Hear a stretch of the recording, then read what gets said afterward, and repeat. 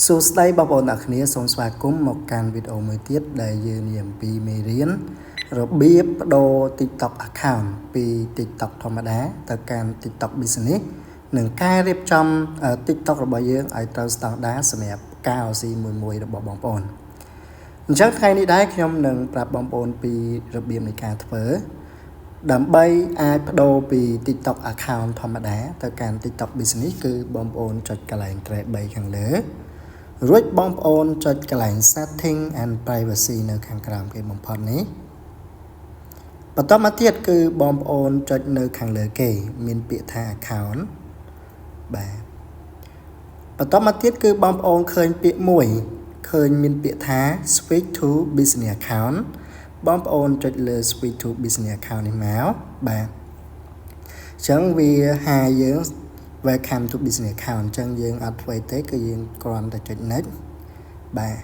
អញ្ចឹងនៅក្នុង business account គឺយើងអាចរៀនអំពី audience មានថាយើងអាចមើលតទៅជាមួយ audience ថា video performance មិន engagement insight នៅក្នុង analytics មិនបន្តមកទៀតគឺយើងចុចលើពាក្យថា next មានថានៅពេលដែលយើងបដូរពី personal account ទៅ business account គឺយើង reach more people មានថាយើងអាចធ្វើឲ្យមានមនុស្សមើលឃើញបើយើងច្រើនជាងមុនតាមរយៈការធ្វើ promotion ឬធ្វើ contact channel ជាដើមបន្ទាប់មកយើងចុច next ទៀតហើយមួយទៀតគឺ access conversion tool better connect with customer and improve conversion rate via business tool មានថានៅពេលដែលយើង convert ពី account ធម្មតាទៅ account business គឺយើងមាន tool business ជាច្រើនសម្រាប់ឲ្យយើងអាចធ្វើទៅដល់អតិថិជនគោលដៅរបស់យើងបន្ទាប់មកយើងចុច next ទៀតមកបាទហើយជំហានចុងក្រោយនេះគឺ choose a category បាទមានថាជ្រើសរើស category ដែលត្រូវជាមួយនឹងអាជីវកម្មបងប្អូនបើសិនជាបងប្អូនខាងផ្នែកសិល្បៈគឺយក art and craft នេះមកបើសិនជាខាងរថយន្តផ្សេងៗគឺយក automotive and transportation នេះមកបើខាងក្មេងៗយក baby នេះទៅបើសិនជាបងប្អូនខាង beauty ខាងcosmetic ផ្សេងៗគឺយក beauty នេះមកនេះខាងសម្លៀកពាក់ clothing and accessory នេះ education នេះគឺតកតងជាមួយនឹងការ training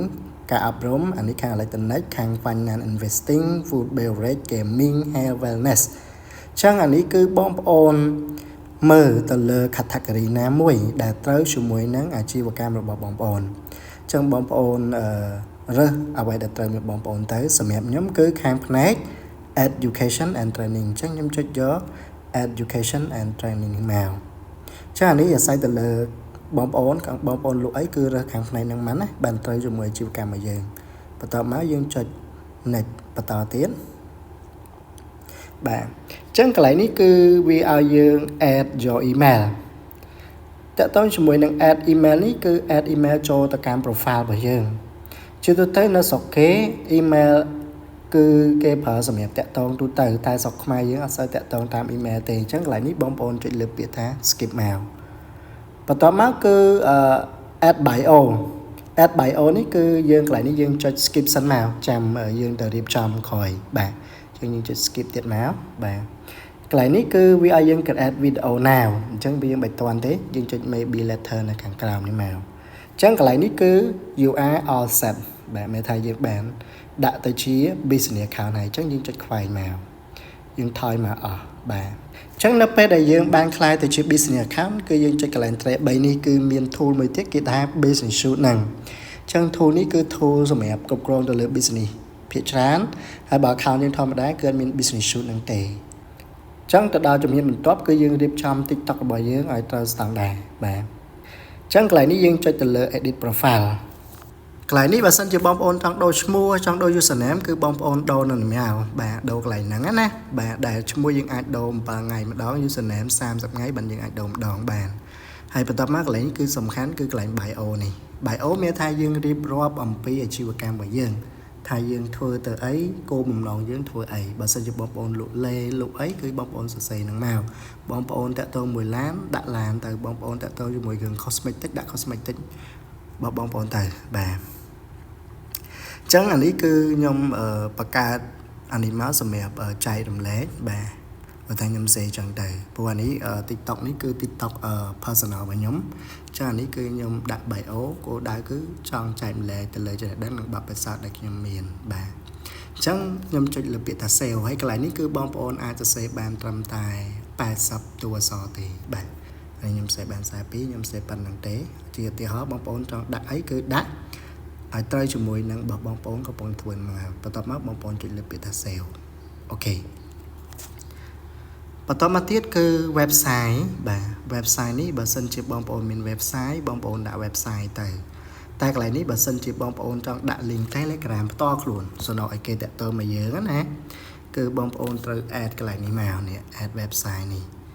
ចឹងយើងត្រូវ add website នេះប៉ុន្តែខ្ញុំចង់បញ្ជាក់បងប្អូនថា account មួយចំនួនគឺអត់ទាន់មាន add website ទេដោយសារតែយើងអត់ទាន់គ្រប់ follower មានតែជាទូទៅតើតែមាន 1000 follower ឡើងទៅបានវាឲ្យយើងធ្វើការដាក់ website បានដាក់ website បងប្អូនអាចដាក់ link page ក៏បានដាក់ link IG ក៏បានដាក់ link Telegram ក៏បានដែរសម្រាប់យើងជាអ្នកស៊ីលក់គឺខ្ញុំ recommend ដាក់ link Telegram ទៅកន្លែងនេះគឺខ្ញុំដាក់ link Telegram បន្ទាប់មកខ្ញុំផាស link Telegram នឹងចូលហើយខ្ញុំចុចលើពាក្យថា save បាទបន្ទាប់មកវាឲ្យយើងដាក់ប៊ូតុងបាទប៊ូតុងបើវាគឺមានតាក់ទងជាមួយនឹង email លេខទូរស័ព្ទហើយនឹង address ជឿទៅបើសិនជាបងប្អូនអត់ទាន់មានទេគឺវានឹង load ឲ្យយើងដាក់ហើយបាទសម្រាប់ខ្ញុំបើសិនជាបងប្អូនចង់ដាក់ email បន្ថែមទៀតដាក់មកខ្ញុំដាក់ថែមមក .com តើមិនចុចលើពាក្យថា save បាទបន្តមកទៀតលេខទូរស័ព្ទនេះគឺបើសិនជាបងប្អូនអត់ទាន់ដាក់ទេគឺត្រូវដាក់មកបាទអញ្ចឹងកន្លែងនេះខ្ញុំដាក់ហើយមានថាកន្លែងនេះគឺបងប្អូនត្រូវរើសCambodia សិនមានថាបងប្អូនត្រូវទៅសេ Cambodia យក Cambodia នេះឲ្យត្រូវលេខកូដបូក855បន្ទាប់មកយើងទៅសេលេខទូរស័ព្ទឲ្យយើងចូលមកបាទបាច់សេ0ចូលទេសេ0បាត់លេខទូរស័ព្ទមក96 75 76 546បន្ទាប់មកទៀតបើសិនជាបងប្អូនចង់ឲ្យគេខលឬក៏គេអាចផ្ញើសារបានគឺបាក់ទាំងពីរមកមានថាគេអាចឆាតមកតាមលេខនឹងផ្ទាល់ក៏បានគេអាចទៅក៏បានដែរព្រោះសារអតិថិជនមួយចំនួនរបស់យើងគឺគាត់អ្នកខ្លះគាត់ចូលចិត្តខលអ្នកខ្លះចូលចិត្តផ្ញើសារអញ្ចឹងទៅអញ្ចឹងខ្ញុំបើកទាំងខលទាំងផ្ញើសារអញ្ចឹងខ្ញុំចុចលើពាក្យថា save អូខេបន្ទាប់មកកន្លែង address នេះបាទ address នេះគឺបើសិនជាបងប្អូនអត់ទាន់មានទេគឺវាមានលក្ខណៈបែបនេះបាទឥឡូវខ្ញុំ delete ចោលខ្ញុំឲ្យបងប្អូនឃើញជាទូទៅវាឲ្យយើងដាក់ add address បែបនេះបាទអញ្ចឹងខ្ញុំ add address នេះមកអញ្ចឹងកន្លែងនេះគឺវាមានច្រើនមែនតើបាទបើសិនជាបងប្អូនអត់មាននៅក្នុងហ្នឹងទេបងប្អូនចង់ដាក់គ្រាន់តែដាក់ភ្នំពេញ Cambodia បងប្អូនចុចលើភ្នំពេញ Cambodia នេះទៅប៉ុន្តែវាអត់សូវជាក់លាក់ទេអញ្ចឹងសម្រាប់ខ្ញុំបើសិនជាបងប្អូនចង់ដាក់ទីតាំងឲ្យច្បាស់លាស់គឺយើងចុចលើ enter address manually នេះមកបាទ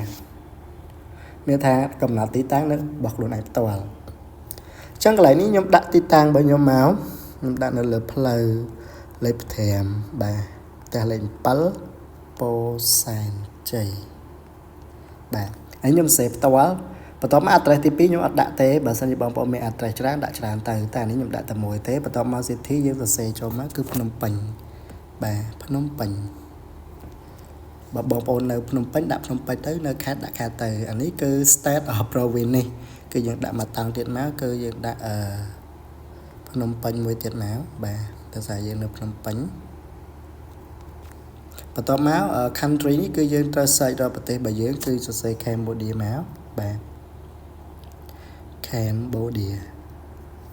អូខេអញ្ចឹងកន្លែងនេះគឺបងប្អូនសរសេរទីតាំងចូលខ្លួនឯងបន្ទាប់ពីសរសេរដូចខ្ញុំហើយគឺបងប្អូនចុចលើពាក្យថាបានមក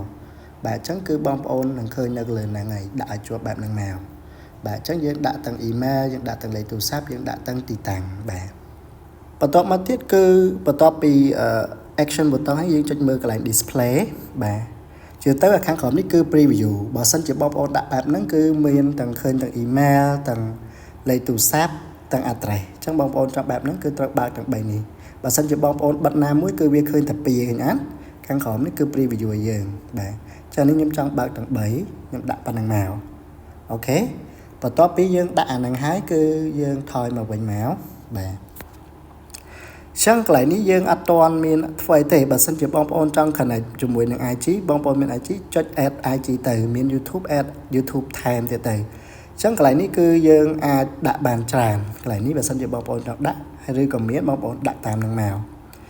ចឹងបន្ទាប់ពីយើងធ្វើបែបហ្នឹងហើយយើងថយមកវិញមកតើprofile យើងចេញបែបណានេះបងប្អូន ឃើញទេ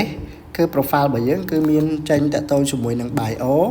ហើយនេះ link Telegram នៅពេលដែលគេចុចលើ link ហ្នឹងទៅគឺឆាតជាមួយនឹង link Telegram យើងតតែម្ដងហើយគេចុចទៅលើទូរស័ព្ទនេះគឺគេអាច call ក៏បានគេអាចផ្ញើសារក៏បានដែរអានេះ address បាទអានេះ open Google Map មកអានេះ email បើសិនគេចង់តាក់ទងមកយើងតាម email អញ្ចឹងកន្លែងនេះគឺយើងបំពេញបែបហ្នឹងធ្វើម៉េចឲ្យមាន bio ច្បាស់លាស់ធ្វើម៉េចឲ្យមាន link Telegram ដើម្បីគេងាយស្រួលតាក់ទងហើយដាក់លេខទូរស័ព្ទមួយមកសំខាន់គេគឺពីរហ្នឹងហើយគឺលេខទូរស័ព្ទហើយនឹង link Telegram បាទអញ្ចឹងកន្លែងនេះគឺយើងធ្វើប៉ុណ្ណឹងមកគឺអូខេហើយគឺ TikTok បើបងប្អូនបានរៀបចំត្រូវស្តង់ដារហើយកន្លែងហ្នឹងណាអញ្ចឹងសម្រាប់វីដេអូមួយនេះគឺខ្ញុំចង់